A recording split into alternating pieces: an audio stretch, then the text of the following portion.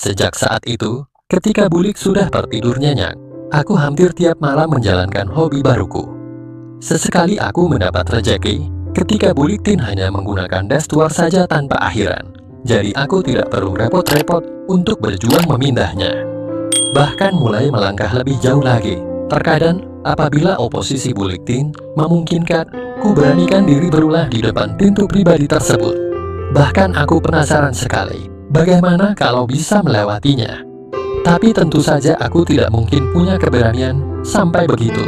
Bagaimana nanti kalau Bulik tiba-tiba terbangun, bisa mati konyol aku. Suatu malam, aku merasakan pengaruh lagi. Tadi siang sampai 2 kali aku memutar film yang artisnya mirip sama wajah Bulik Tin di rumah mantu. Di luar hujan deras sekali sejak sehabis maghrib tadi. Padahal ini baru jam 8 malam. Tetapi Bulik Tin sudah tidur di kamarnya. Capek katanya. Aku duduk dengan gelisah di ruang tamu. Majalah dan koran dari tadi sudah kubaca semua. Bahkan kebanyakan aku tidak berkonsentrasi membacanya. Bayangan wajah artis yang mirip Bulik bergantian berkelebat di otakku.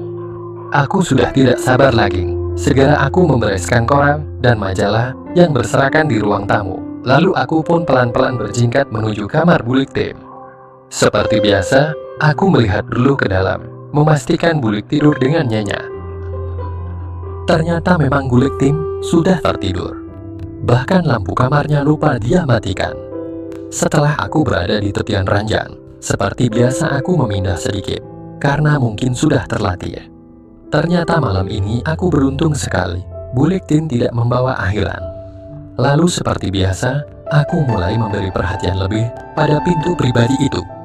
Kini aku sudah tidak sabar lagi melihat pemandangan seperti itu. Aku segera memindah yang aku bawa hingga bisa terbebas sempurna. Dengan hati-hati, aku mulai membimbingnya.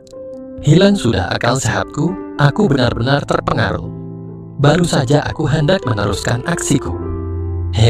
Tiba-tiba Bulik Tin bersuara di dalam tidurnya. Jantungku sempat berhenti sesaat. Posisiku terdiam kaku. Dalam posisi seperti ini, tidak mungkin aku bisa sembunyi. Secepat apapun aku bergerak, pasti Bulik memergoki aku. Untungnya hanya sebatas itu. Bulik tidurnya benar-benar seperti orang mati suri, nyenyak sekali, mungkin karena kecapekan kali. Setelah beberapa saat, aku kembali berapas lega, dadaku terasa sesak, karena tanpa sadar aku menahan nafas lama. Kembali aku berkonsentrasi pada kegiatan yang sempat tertunda tadi. Semakin lama, aku semakin tidak waspada. Rasa nyaman yang aku dapatkan mengalahkan segala-galanya. Aku merasakan ingin segera tiba. Aku berusaha menahannya rasa itu, karena aku tidak mau meninggalkan jejak walau sejenak. Tetapi sebisa mungkin aku menahan. Akhirnya runtuh juga pertahananku. Hampir saja aku jatuh ketika berusaha turun dari ranjang Bulik Tin. Kakiku masih terasa lemah dan gemetaran. Cepat-cepat aku membenahi keadaan Bulik tanpa sempat membersihkan hasilnya. Lalu aku langsung ngibrit ke kamarku sendiri. Hujan masih sangat deras ketika aku tertidur dengan memimpikan melakukan dengan Bulik Tin. Besok paginya, ketika Bulik sudah berangkat ke sekolah, aku berusaha mencari akal. Bagaimana biar aku bisa melakukan dengan Bulik?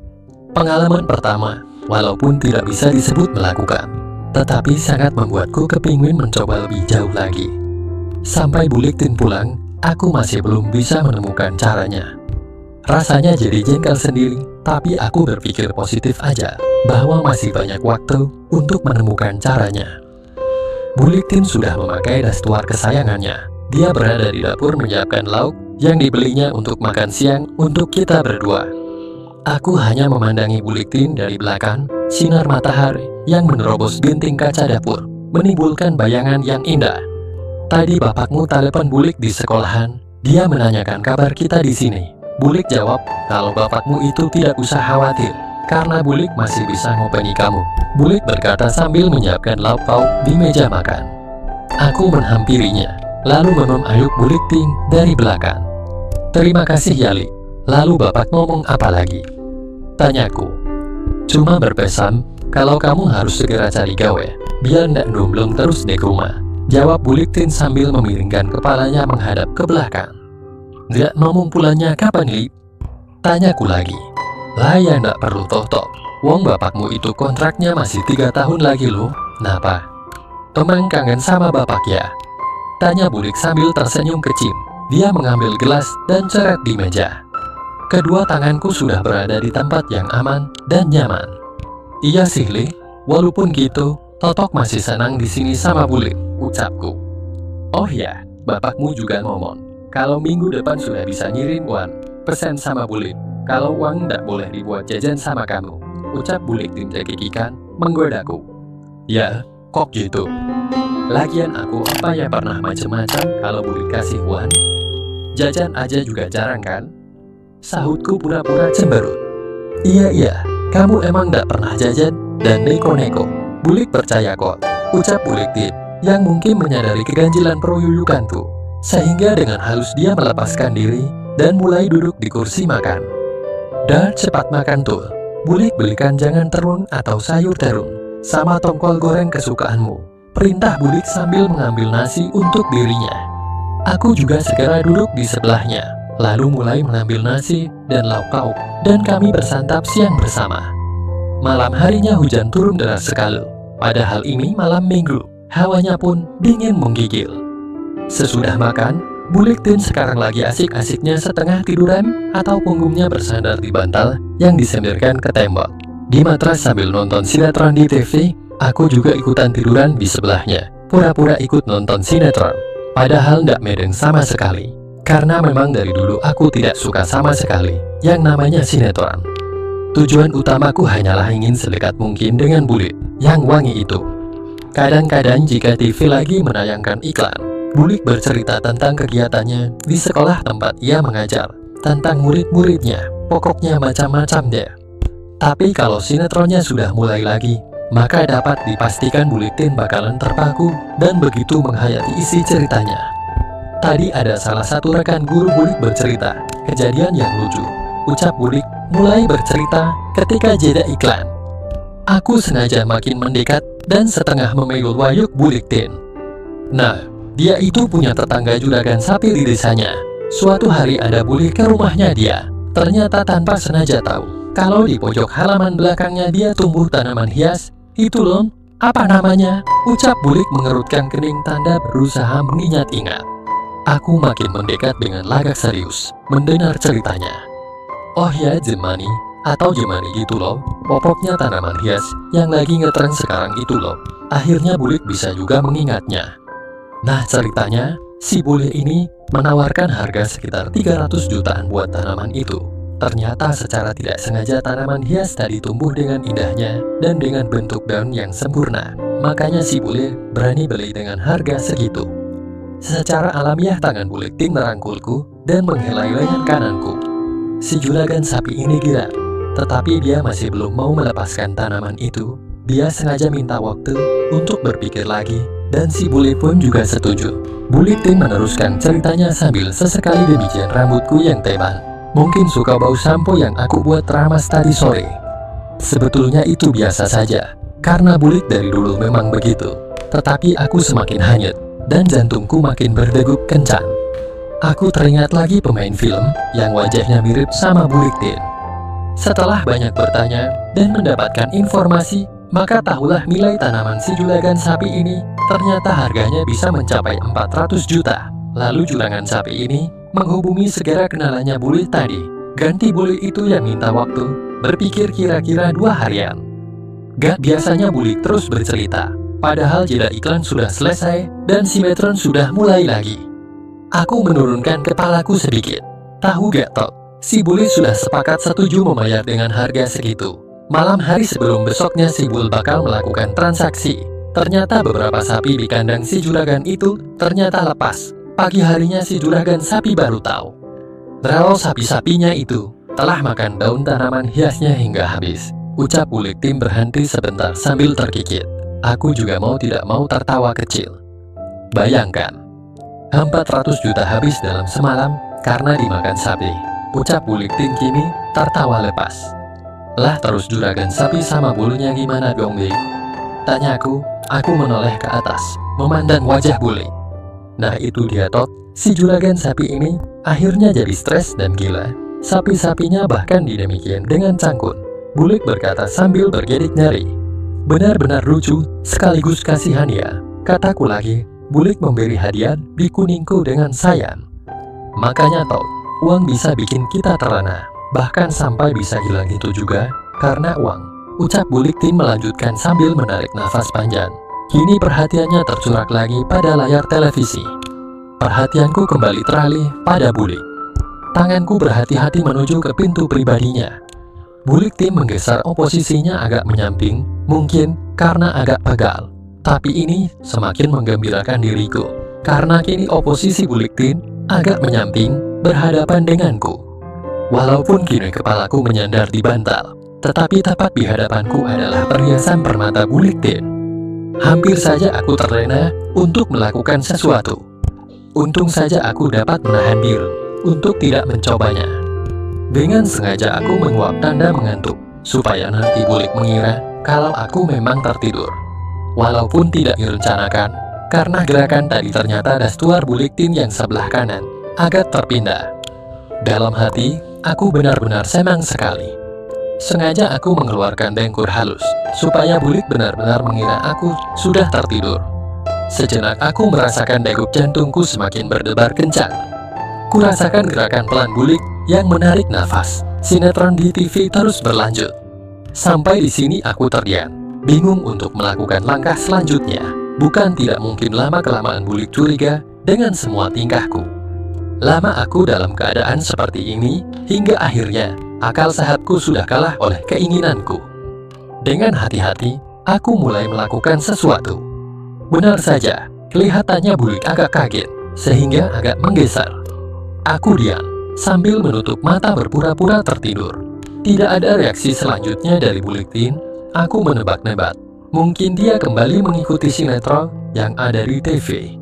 Hampir saja aku meloncat kaget. Untung saja aku menyadari kalau aku sedang berpura-pura tertidur. Tangan Bulik mulai demikian pelan, asku yang memang sudah beraksi dari tadi. Aku berusaha membuka mata sedikit untuk melihat. Waduh, pantas saja dengan hanya menggunakan sarawan, otomatis terbentuk pola. Pasti Bulik juga mengetahui hal itu. Samar-samar aku melihat tangan Bulik yang kelihatan ragu-ragu menyelutupnya.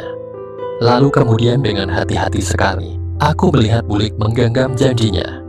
Mungkin dia masih mengira aku tertidur. Ini baru pertama kalinya asku disentuh oleh seorang wanita. Aku kembali kecewa lagi. Ternyata hanya sekejap saja Bulik melakukannya. Tetapi aku tahu lewat nafas dan gerakannya kalau Bulik sebenarnya ingin melakukan lebih jauh. Sinetron di TV masih memainkan perannya, demikian juga aku. Total. Ku dengar suara Bulik Belan memanggil namaku. Aku diam saja, biar dia mengira kalau aku memang benar-benar sudah tertidur. Tak lama kemudian, kembali Bulik Tin memanggil namaku. Total. Ucapnya sambil menyentuh pelan lenganku. Wes turu tenan koyoke, ku dengar Bulik bergumam sendiri. Tak lama kemudian, Bulik menggeserkan badannya. Kini dia dalam posisi duduk. Dari tempatku aku hanya bisa melihat panggungnya. Agak gelisah kelihatannya. Walaupun mataku setengah tertutup, samar-samar aku masih bisa melihat seluruh gerakannya. Dia melihatku sebentar, mungkin untuk memastikan kalau aku memang benar-benar sudah tertidur. Posisiku kini tergantung, sehingga pola itu terlihat jelas oleh Bulik Tin. Tangannya perlahan-lahan mendekat. Ada keraguan-raguan sebentar di sana. Bulik kembali menoleh ke arahku, lalu perlahan dia memindahnya. Bulik Tin terlihat agak kaget dengan astuh tersebut. Dia moleh lagi ke arahku. Setelah dirasanya aman, aku melihat Bulik Tin dengan ragu-ragu memandangi seluruhnya. Tanpa disangka-sangka, dia pun mulai meraihnya. Tak dapat dilukiskan bagaimana perasaanku ketika Bulik melakukannya. Sungguh mati, apabila tidak dalam keadaan berpura-pura begini, aku sudah bersuara. Tanpa sadar aku bergerak mengikuti irama. Agak lama Bulik akhirnya sadar kalau gerakanku tidak wajar. Secepat kilat dia berhenti dan membenahi kembali. Lalu dia mengalihkan perhatiannya di sinetron TV lagi. Bulik kembali merebahkan diri di sampingku. Aku merasakan nafas Bulik Tin yang tidak teratur. Aku kembali berpura-pura menggeliat dan kembali memeluk ayok Bulik Tin. Kini Buliktin sengaja memiringkan dirinya berhadapan denganku, seperti posisi pertama tadi. Tok. Kembali Bulik memanggil namaku, suaranya terdengar agak serak. Aku diam saja, kini aku sudah berani lebih jauh. Kini aku sudah tidak bisa berpura-pura lagi. Situasi semacam ini membuat keinginanku makin tinggi. Entah apa yang sudah merasuki pikiran Buliktin, dengan berani dia memindah yang aku bawa, sehingga dia leluasa untuk meraih Askun secara langsung. Aku semakin berani. Sinetron di TV sudah tidak menarik lagi. Bulik tanpa sadar mengeluh pelan. Dia mungkin juga sudah menyadari kalau aku tidak tertidur lagi. Tetapi Buliktin juga diam saja, seakan-akan menyetujui semua perlakuanku. Kini mataku sudah terbuka seutuhnya. Gerakan tanganku sudah tidak pura-pura lagi. Buliktin sudah sepenuhnya mengambil tempat di atas matras, sedangkan aku berusaha mengikutinya. Mata Buliktin tertutup. Baru saja ingin melangkah lebih jauh lagi, tiba-tiba Bulik berucap, "Tok, ojok le, aku bulitmu." Bulik akhirnya menyadarinya. Dengan tergesa dia membenahinya. Belum sempat dia berbenah, aku melarangnya. "Bulik kenapa?" "Totok sayang sama Bulik. Cara cokku bingung mau ngomong apa." Bulik menggeleng lemah. "Ojok le, ini salah. Aku masih bulimu." Ucapnya dengan matanya sayu, entah menyesat atau masih dalam keadaan terpengaruh. "Memangnya kenapa, Li? Bulik gak sayang sama Totok ya?" Jawabku. "Bukan begitu, Tok. Bulik sayang banget sama kamu, tapi bukan begini caranya." Suaranya bergetar ketika menjawab. "Tapi Bulik juga inginkan?" Tanyaku masih bingung. "Aku sayang sama Bulik," ucapku lagi. "Sudah, Tok, jangan," ucap Bulik. Kemudian dengan berani, aku mulai memberikan perhatian lebih pada ruang pribadinya itu. Merasa mendapat lampu hijau, aku berusaha memindah akhiran Bulik.